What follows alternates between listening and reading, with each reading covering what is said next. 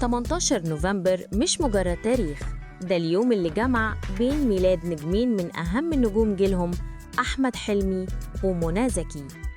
يوم واحد، عيد ميلاد واحد، وحكاية حب من أقوى قصص الوسط الفني. منى كشفت قبل كده إن أول هدية من حلمي كانت سلسلة ذهب على شكل عروسة صغيرة وعليها اسمه محفور من الخلف. هدية بسيطة، لكن بالنسبة لها كانت أغلى هدية في حياتي.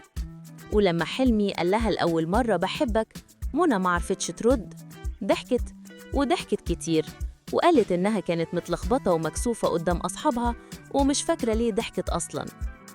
صحوبية 2 سنين وبداية ارتباط. قبل ما يرتبطوا رسمياً، عاشوا 2 سنين من الصحوبية القريبة، واكتشفوا صدفة إنهم مولودين في نفس اليوم، وكأن القدر بيكتب أول سطور الرواية على هدوء.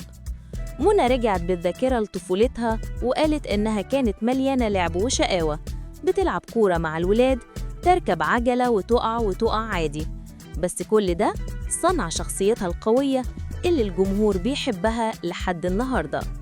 ومن خلال ظهورها كشفت منى عن مواقف غريبة مرت بيها في شغلها، وتفاصيل من حياتها الشخصية، ومسيرة نجاح ممتدة بتزيدها النجومية سنة ورا سنة.